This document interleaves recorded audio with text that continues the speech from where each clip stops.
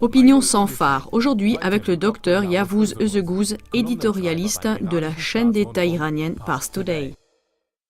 Comment l'Occident honore un criminel de guerre? Le docteur Yavuz Özeguz est ingénieur et écrivain d'origine turque.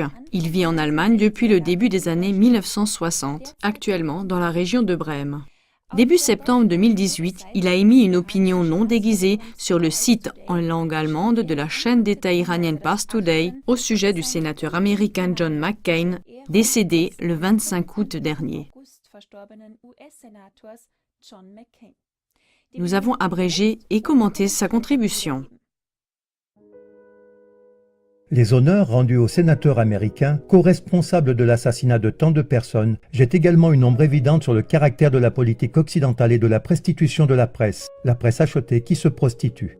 Tout d'abord, un rapide coup d'œil sur les honneurs rendus à un criminel de guerre pour qui un service funèbre national a été déclaré et les drapeaux des États-Unis ont été mis en berne. Parmi les attributs dont le défunt a été comblé figurent le héros de guerre, le patriote, le géant, celui dont le nom pourrait être donné au QG de l'OTAN, l'inflexible, le modèle, et bien plus encore. Il est devenu presque un saint, sacralisé par presque tous les principaux médias de toutes les obédiences politiques.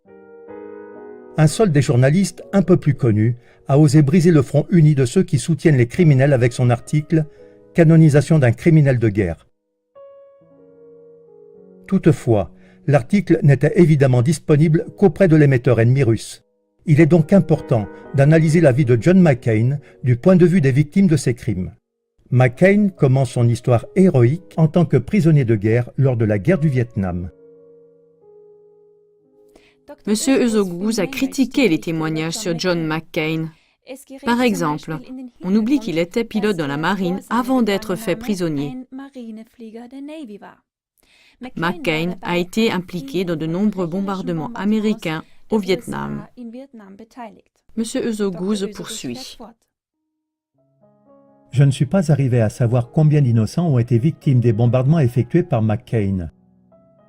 Mais il est connu qu'il a été abattu alors qu'il tentait de bombarder une centrale hydroélectrique.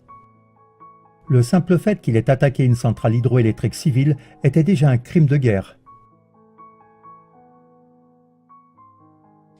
Le docteur Özeguz mentionne que John McCain, après avoir été abattu, a failli être victime d'un lynchage, c'est-à-dire d'une exécution sans procédure légale par la population locale qui, prise d'une rage impuissante, s'en était prise à lui. Il doit la vie à un vieil agriculteur qui a appelé ses compatriotes au sang-froid et à la justice. Après sa libération, cependant, il ne s'est pas repenti et engagé contre les guerres. Bien au contraire, M. Özeguz poursuit. Il a soutenu la guerre contre l'Afghanistan, l'Irak, la Libye et la Syrie. Il a demandé à plusieurs reprises que l'Iran soit bombardé.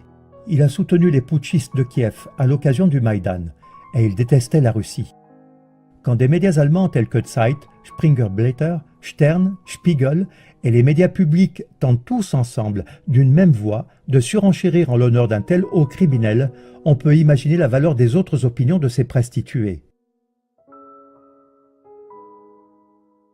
Et quand ensuite des politiciens du parti allemand CSU au Vert se joignent à cette jubilation, on peut imaginer à quel point une classe politique doit être décadente dans ce pays pour se mettre du côté d'un tel criminel. Je souhaite aux citoyens allemands de comprendre qu'aucune politique humaine n'est possible avec des politiciens inhumains. C'était donc l'opinion non déguisée du docteur Özeguz, une contre-voix aux médias du système.